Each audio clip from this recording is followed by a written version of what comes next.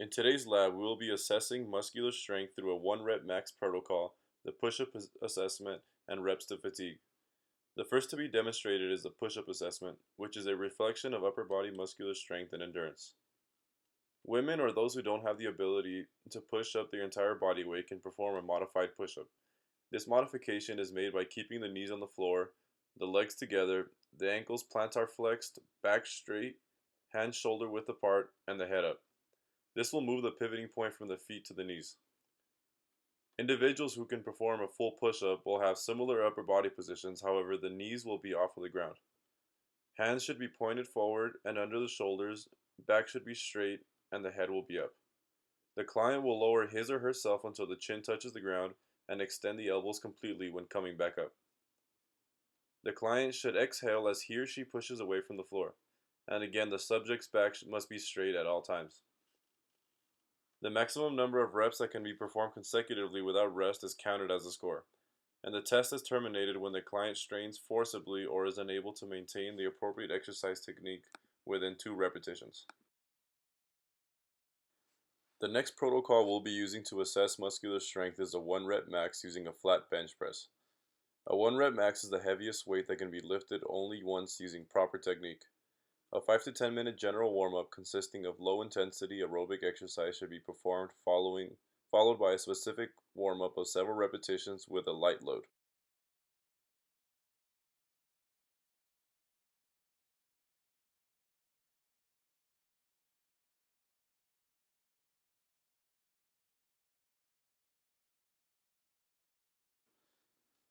Next, an initial weight will be determined that is within the subject's perceived capacity.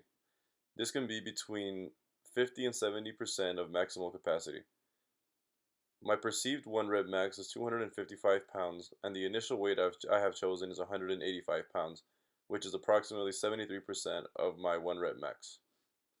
If the lift is completed successfully, resistance can be increased 2.5 to 20 kilograms until the subject cannot complete the lift without proper technique or without assistance. 3 to 5 minutes of rest should be taken in between sets. 40 pounds have been added to my second attempt, which was again completed successfully. The third attempt being shown is 245 pounds. A 1 rep max should be obtained within 4 sets to avoid fatigue.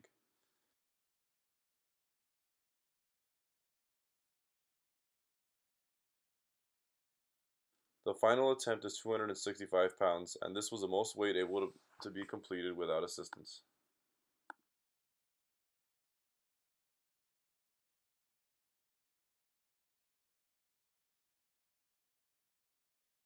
Once the 1 rep max and body weight have been determined, a strength to weight ratio can be calculated to classify the subject's fitness category for upper body strength. This can be calculated by dividing the amount of weight pushed in pounds, which in this case was 265, by the subject's body weight, which is 190. The strength to weight ratio given is 1.39, and the classification is excellent. The final method of assessing muscular strength is the reps to fatigue method of estimating 1 rep max. Certain populations, including adolescents and the elderly, are more prone to injury during a 1 rep max test. In addition, a 1 rep max requires proper technique and specialized skill. Therefore, in some cases, it is more appropriate to determine a 1 rep max by completing reps to fatigue or using submaximal resistance. There is a linear relationship between the number of reps performed with the amount of resistance, where an increase in weight positively correlates with a decrease in repetitions. Typically, 10 reps completed to fatigue indicates 75% of the individual's 1 rep max.